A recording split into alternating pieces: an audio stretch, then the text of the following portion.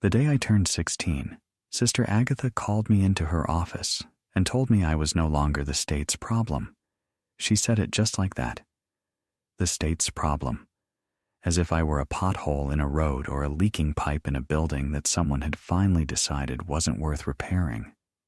She handed me a brown envelope, a cloth bag with my 2 dresses and a pair of shoes that didn't fit, and informed me that a lawyer from Boone County, West Virginia, had written to say that my maternal grandmother, a woman named Cora Whitfield, whom I had never met, had died 3 months ago and left me her entire estate. Estate was a generous word for what Cora Whitfield had owned. The lawyer's letter described it as 14 acres of steep wooded hillside in Keeney's Creek Hollow, including a dwelling in disrepair and a limestone cave formation of no commercial value, currently inaccessible due to overgrowth.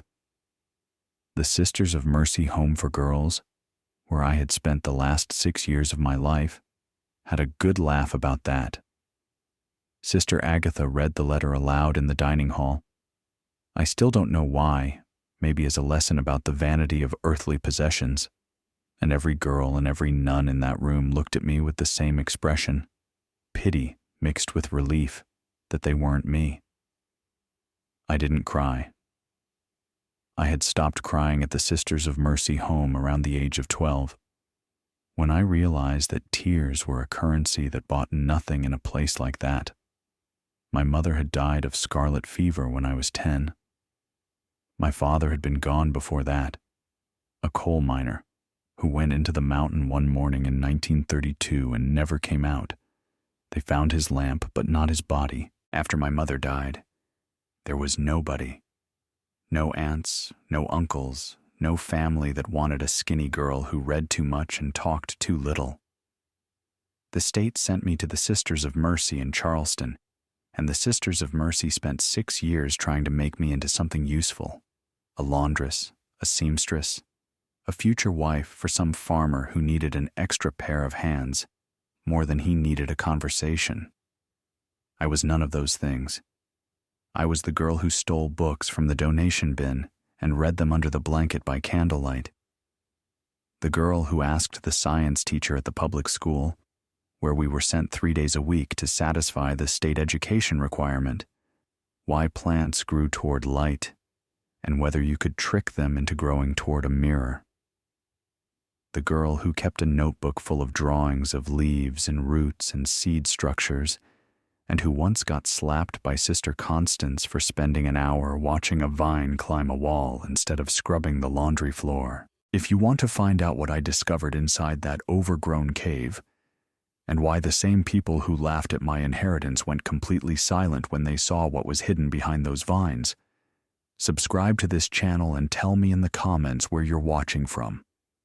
Because what Cora Whitfield had concealed in that hillside wasn't just a secret. It was a miracle that had been growing in the dark for 30 years. The bus dropped me in Whitesville on a Thursday afternoon in late March 1942. The town was small and gray and tired, a coal town whose best years were behind it, its main street lined with buildings that leaned like old men who'd given up standing straight.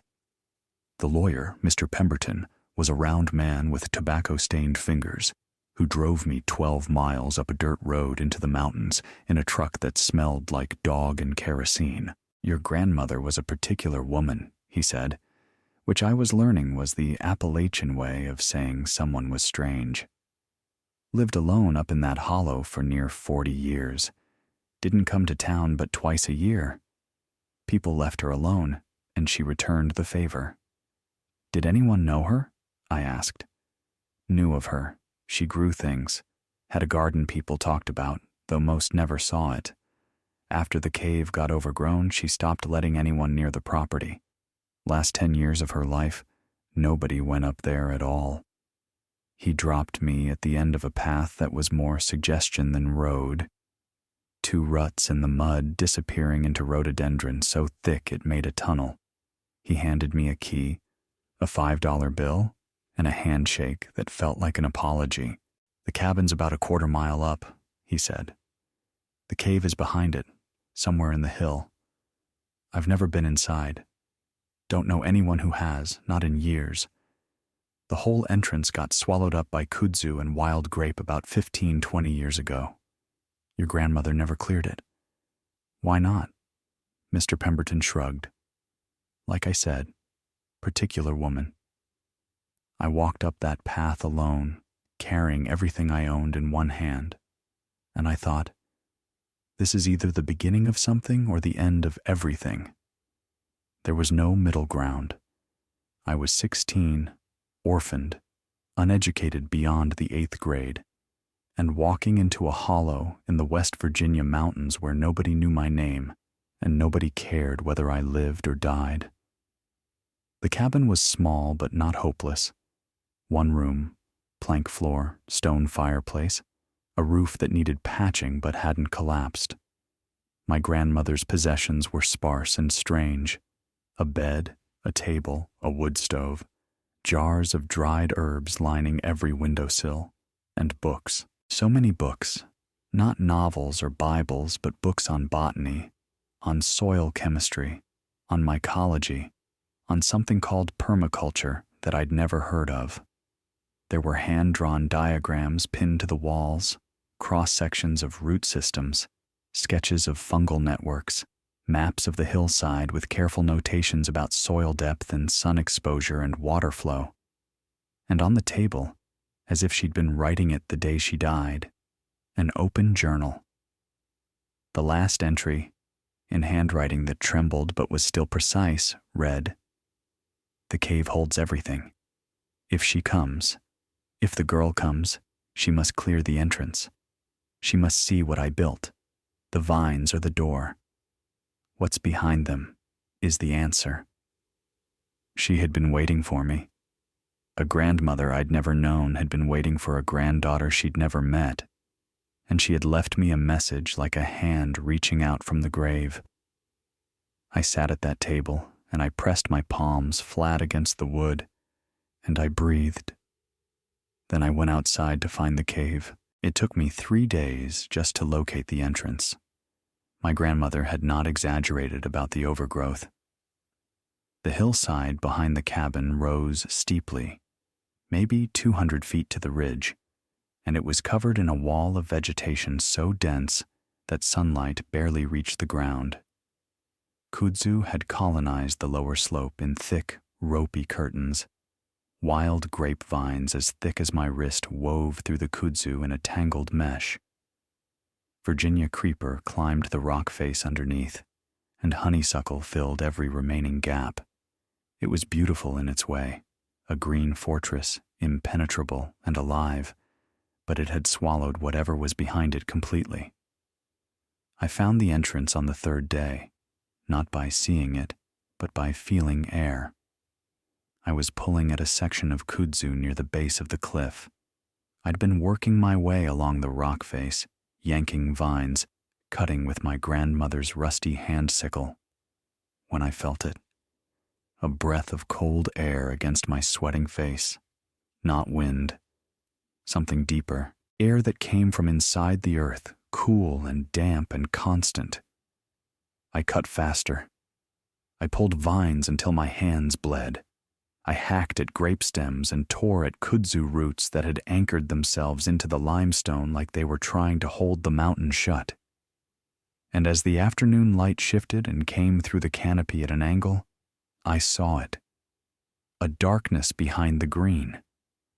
A gap in the rock face, maybe 5 feet wide and 6 feet tall, framed by limestone and completely curtained by 30 years of unchecked growth. The entrance to the cave. It took me another 2 full days to clear it. I worked from dawn until my arms wouldn't lift the sickle anymore. Then I slept. Then I started again. I piled cut vines in mounds that grew taller than me.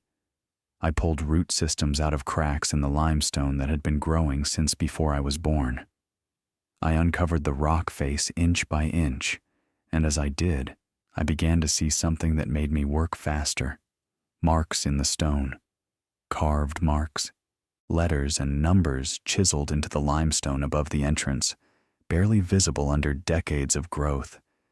When I finally cleared enough to read them, I stood back and stared. C. Whitfield, 1913. My grandmother had marked this cave the year she claimed it, nearly 30 years ago, and she had let the vines seal it shut. I lit the kerosene lantern I'd found in the cabin, held it in front of me, and stepped inside. The first chamber was unremarkable, a natural limestone passage, maybe 8 feet wide and just tall enough to stand in, running about 30 feet into the hillside.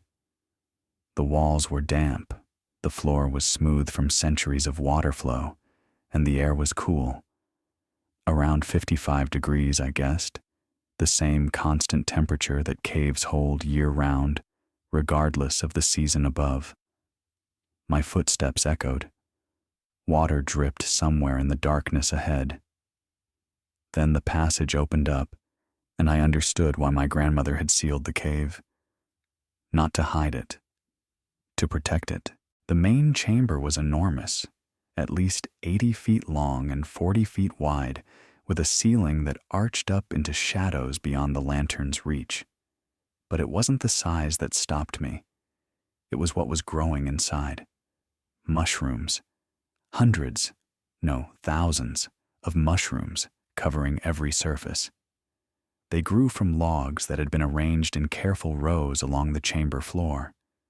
Oak and poplar logs, I could tell, cut to uniform lengths and stacked in configurations that I would later learn were called totem stacks. They grew from shelves my grandmother had carved into the limestone walls, filled with substrate, a mix of straw and wood chips and something dark and rich that smelled like forest floor. They grew from hanging bags suspended from wooden frames bolted to the ceiling, cascading downward in pale, luminous clusters that caught the lantern light and seemed to glow. And they weren't just one kind. As I walked deeper into the chamber, my lantern trembling in my shaking hand, I counted species I recognized from my grandmother's books and species I'd never seen. Oyster mushrooms in gray and pearl and blue, fanning out from log ends in overlapping shelves, shiitake caps pushing through bark in neat brown rows, lion's mane tumbling from high shelves in white, shaggy waterfalls, and deeper in the cave, in a section where the temperature dropped a few degrees and the moisture was heavier. Something I had only ever seen in pictures. Clusters of what looked like chanterelles, golden and ruffled, growing from a substrate my grandmother had somehow engineered to mimic forest soil. She had built an underground mushroom farm, not a small one, not a hobby or an experiment, but a full-scale, meticulously designed cultivation facility hidden inside a mountain. The logs were old, but many were still producing. The substrate bags, though some had dried out, showed evidence of being replenished over years, layers of fresh material added on top of old, like geological strata of my grandmother's labor. The growing shelves were built to maximize the cave's natural humidity and airflow. The wooden frames were positioned to take advantage of the slight air currents that moved through the cave system. Every single element had been thought through with the precision of someone who understood fungi not as a gardener but as a scientist. I sank to the floor and sat among the mushrooms in the dark, and I laughed. I laughed until I cried, and then I cried until I laughed again. My grandmother, the particular woman nobody visited, the recluse in the hollow, the strange old Cora Whitfield who grew things, had spent 30 years building a cathedral of fungi inside a cave, and when she knew she was dying, she had let the vines grow over the entrance like a living lock, sealed it shut with nature itself, and waited for me to come and open it. The first weeks were a desperate education. I had the cave, and I had my grandmother's library, but I had almost no food, no money, and no understanding of what I was looking at beyond a gut feeling that it was extraordinary, I survived on what the land offered. Wild ramps along the creek, dandelion greens, a patch of wild asparagus I found on the south-facing slope, and, cautiously, carefully, consulting 3 different books before I put anything near my mouth, the mushrooms themselves. The oysters were unmistakable and safe.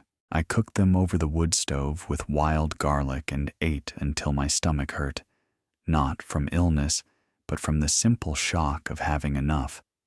Meanwhile, I read everything.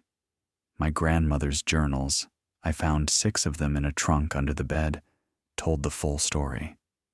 Cora Whitfield had come to Keeney's Creek Hollow in 1910, a young widow with a knowledge of plants that she'd learned from her own mother, a Cherokee herbalist from the Qualla boundary.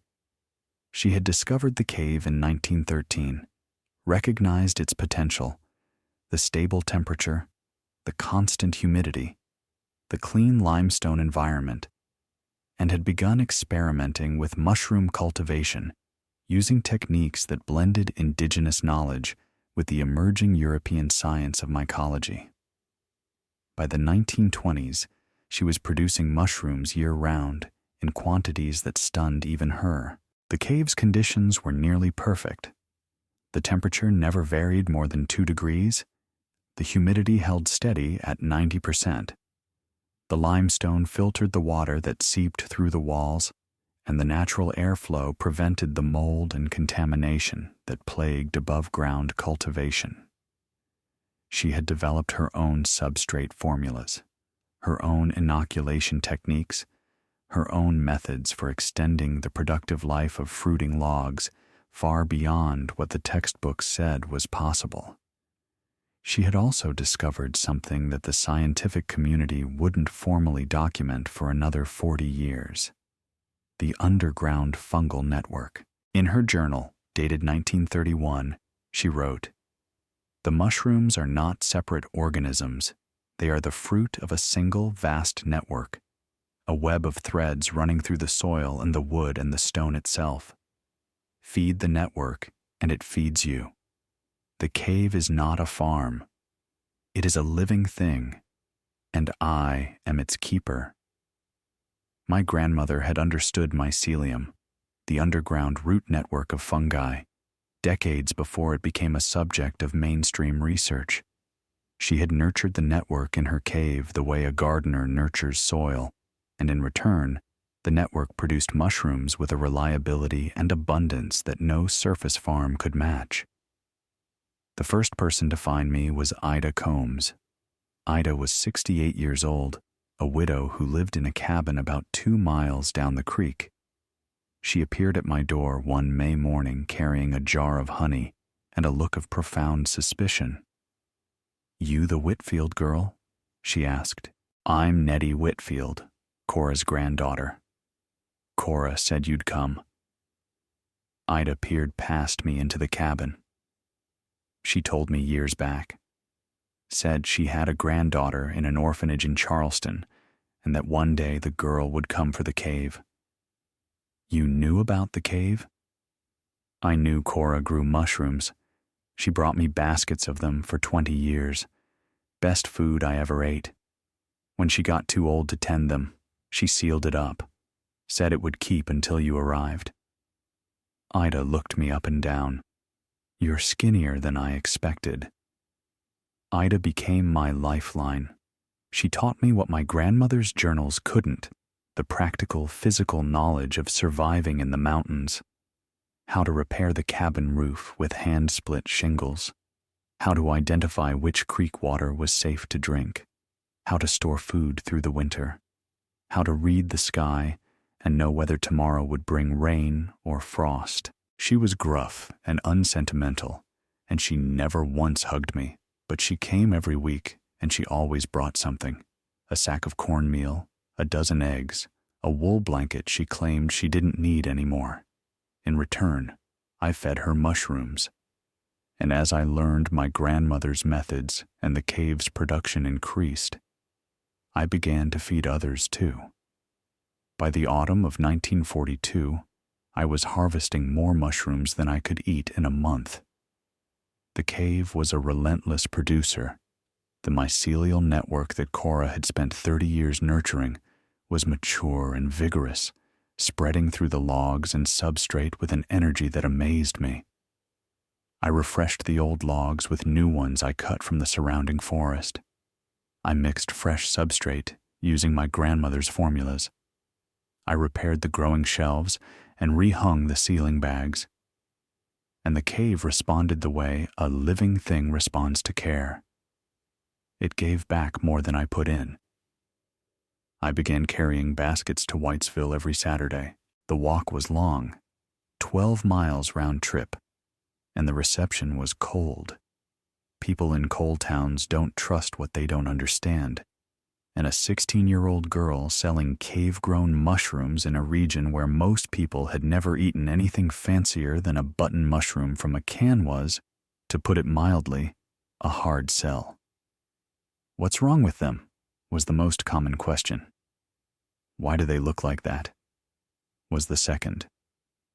A man named Earl Sizemore told me to my face that cave mushrooms were probably poisonous and that I ought to be ashamed of myself for trying to sell them to honest people. But hunger has a way of opening minds that argument never can. The war had thinned the valley. Men were overseas. Meat was rationed. Money was scarce. And here was this girl with baskets of fresh, beautiful, substantial food. Food that tasted like the forest and filled you up and cost almost nothing because the girl growing it was too proud to charge what it was worth and too desperate to charge nothing. Mrs. Lucille Barton was the first real customer. She was the wife of a miner who'd been drafted, mother of 4, stretched so thin you could see the worry through her skin. She bought a pound of oyster mushrooms for 10 cents, took them home, and fried them in butter. The next Saturday, she brought her sister. The Saturday after that, her sister brought 3 neighbors. By December, I had a line. The winter of 1942 was when I discovered the second secret of the cave. I had been exploring the deeper passages. My grandmother's journals mentioned a back chamber she had used for cold weather species. When I found a narrow tunnel leading off the main chamber, partially blocked by a rockfall that looked deliberate, it took me 2 days to clear the rocks, and when I squeezed through into the space beyond, I found something that made me sit down on the cold stone floor and press my hands to my mouth. My grandmother had built a seed vault. The back chamber was smaller, maybe 20 feet across, and drier than the main cave. Along every wall, on shelves carved into the limestone, were jars. Hundreds of jars, mason jars, canning jars, old medicine bottles, anything glass with a tight seal. And inside each jar, carefully labeled in my grandmother's handwriting, were seeds. Tomato seeds, bean seeds, corn seeds, squash seeds, pepper seeds, herb seeds, flower seeds. Seeds from varieties I'd never heard of. Cherokee purple, greasy back bean, candy roaster squash, turkey craw bean. Names that sang of a history and a culture that had been systematically erased, pushed out by commercial agriculture and the forced displacement of the people who had bred these plants over centuries. My grandmother had been saving seeds, not casually, not as a hobby, but with the methodical thoroughness of someone preserving a civilization. Her journal explained it. They are taking the old varieties. The seed companies want farmers to buy new seeds every year. Hybrid seeds that don't breed true, that make you dependent. The Cherokee seeds, the ones my mother gave me, the ones her mother gave her, these are being lost. I am saving what I can. The cave keeps them cool and dry. They will last decades. Someone must plant them again. I held a jar of seeds labeled Cherokee Trail of Tears bean from my mother, 1894, and I understood. My grandmother hadn't just built a mushroom farm. She had built an ark. A genetic library of heirloom and indigenous plant varieties stored in the one place where time moved slowly enough to preserve them. A cool, dry, dark cave where seeds could remain viable for generations. The mushrooms were the harvest. The seeds were the legacy. That spring, I planted. I cleared terraces on the south-facing slope above the cabin, using the same method I'd read about in one of Cora's books, stacking limestone into low walls to hold soil on the steep hillside. I composted mushroom substrate from the cave, spent logs, and used growing medium that were rich with nutrients, and mixed it into the thin mountain soil.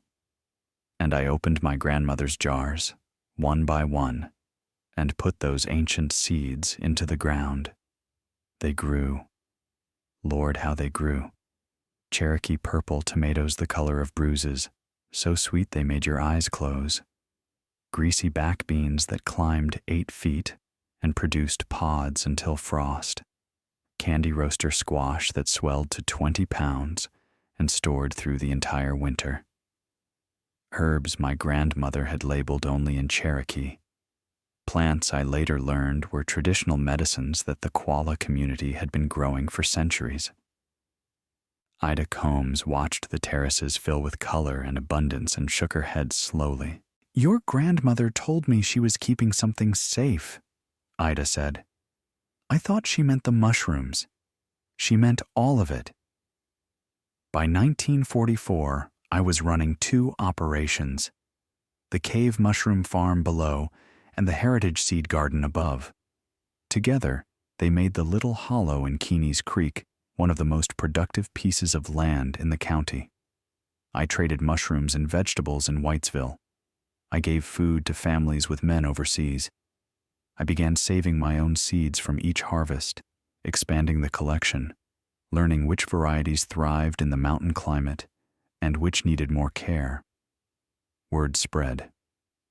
A professor from Marshall University, Dr. Helen Marsh, a botanist who had been documenting the loss of heirloom varieties across Appalachia, heard about my seed collection and drove 3 hours to see it.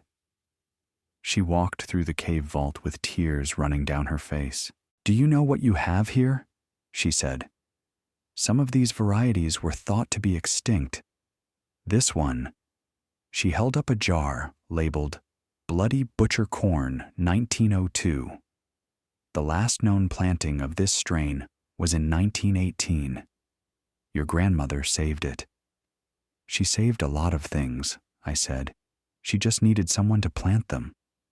Dr. Marsh helped me catalog the collection. We documented over 200 distinct varieties: beans, corn, squash, tomatoes, peppers, herbs, and flowers, many of them traceable to Cherokee and Appalachian farming traditions dating back centuries. She connected me with the State Agricultural Extension Service, with university seed banks, with a growing network of people who understood that the loss of seed diversity was not just a farming problem, but a cultural catastrophe.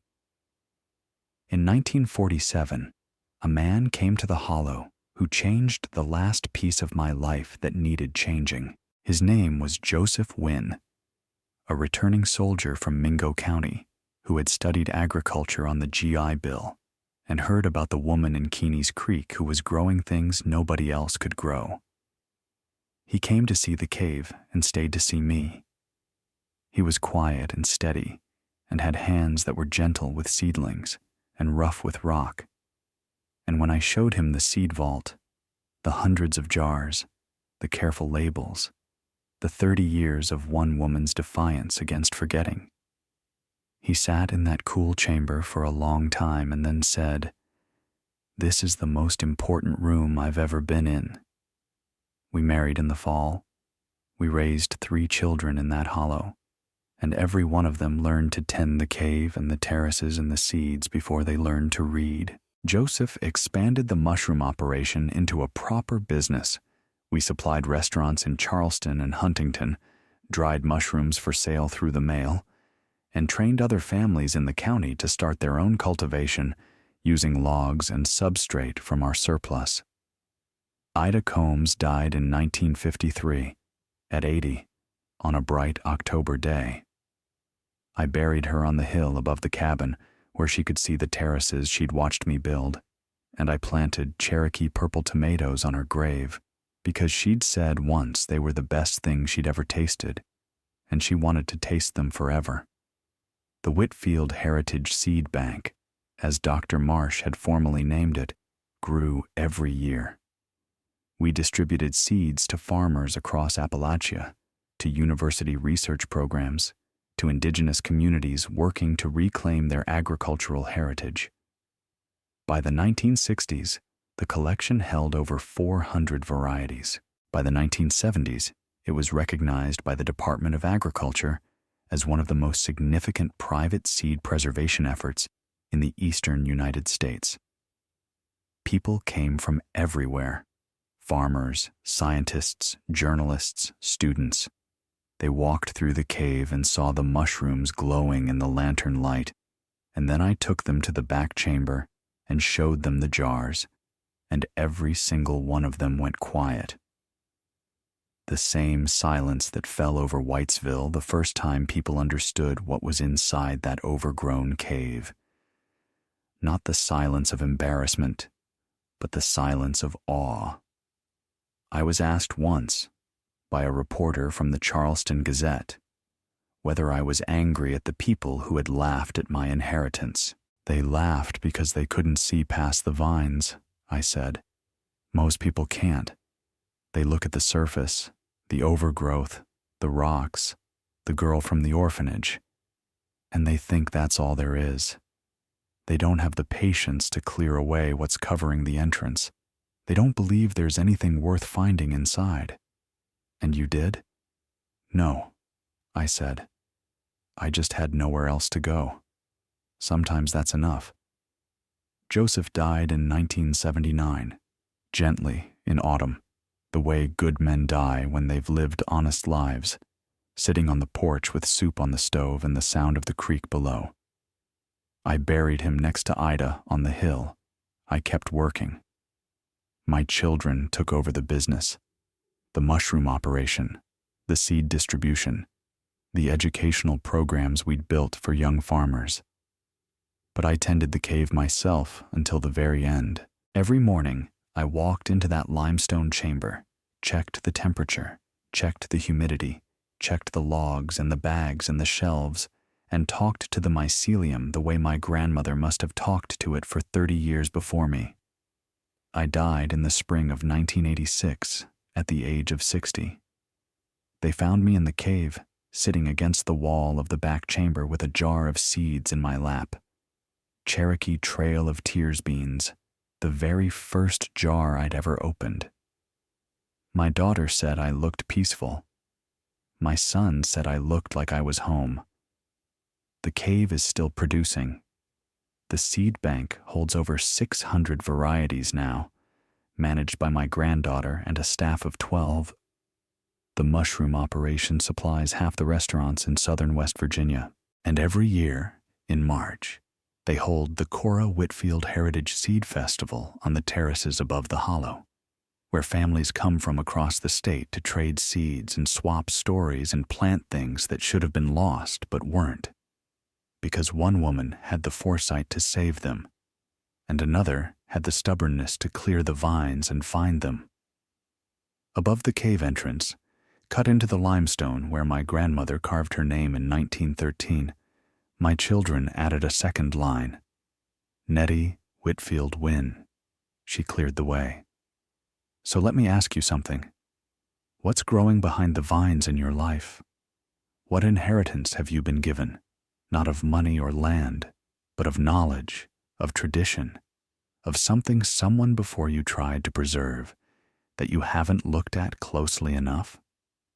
What overgrown entrance are you walking past every day, assuming there's nothing inside worth the effort of clearing? Because here's what I learned in 40 years of tending a cave.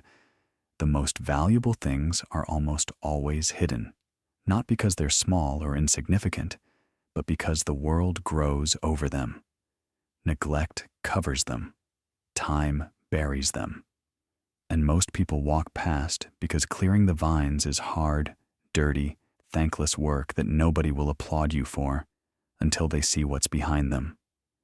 My grandmother spent 30 years building something extraordinary inside a mountain, and then she let the forest seal it shut and trusted that the right person would come along and open it again. She was right, not because I was special, but because I was desperate enough to try and patient enough to keep going. The vines are not the obstacle.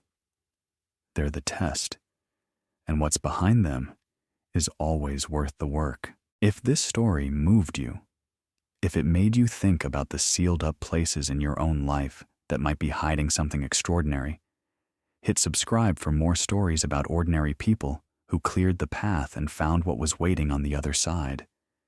Your cave is overgrown. Your grandmother is waiting. Start clearing.